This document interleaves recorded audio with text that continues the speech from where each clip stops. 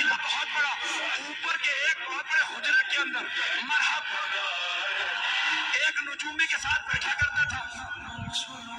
اس نے ایک مرتبہ نیچے دیکھا کہ آج کوئی نیا آدمی آیا ہے۔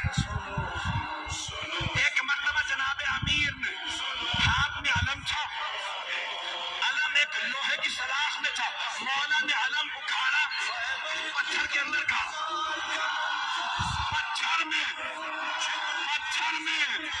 علم گاڑ۔ جیسے مولا نے کہا سمتنی امی حیدر، میری ماں نے نام حیدر رکھا۔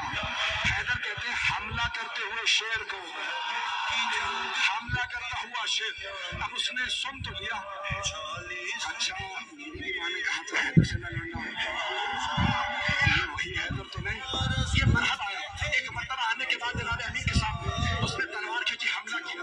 مولا نے تلوار سے نہیں، ہاتھ سے اٹھا کے پھینکا۔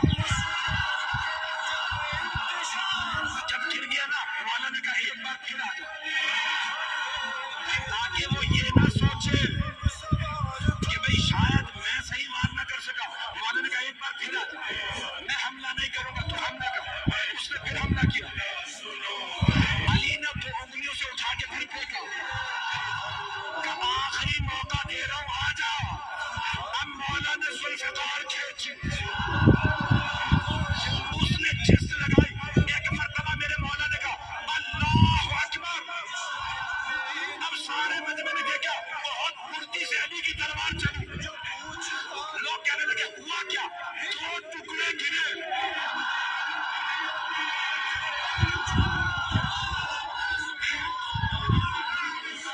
حارث آیا، اندر آیا، دیکھ چکے تھے مرحب کیا ہوا، پھر بھی بھاگ نہیں۔ جناب امیر المؤمنین نے جب مرحب حارث اور اندر کو مار دیا تو ساری کی ساری فوج نے کہا دروازے بند کر دو، کہا لاشیں تو اٹھا لو، کہا اس شیر کے سامنے سے لاشیں کون اٹھا کے لائے؟ انہوں نے دروازہ بند کیا۔ اب بیچ میں نے کہا نا کھائی تھی، گہری کھائی تھی۔ جناب سلمان کہتے ہیں کہ میں نے دیکھا علی آگے بڑھے، خیبر کے در میں ہاتھ ڈالا اور اسے ایک ہاتھ سے اٹھایا۔ اٹھانے کے بعد کھائی کے اس پار آئے، صحابہ سے کہا سوار ہو جاؤ، میں پہنچا دوں۔ توجہ، نعرہ نہیں آئے گا۔ مولا نے خیبر کا در اٹھایا، سب کو کہا سوار ہو جاؤ، اس پار لے کر پھرا۔ جناب سلمان کہتے ہیں تعجب مجھے اس پہ نہیں تھا کہ علی نے خیبر کا در اٹھا لیا تھا، تعجب اس پہ تھا کہ جب علی آ جا رہے تھے علی کے پاؤں زمین پہ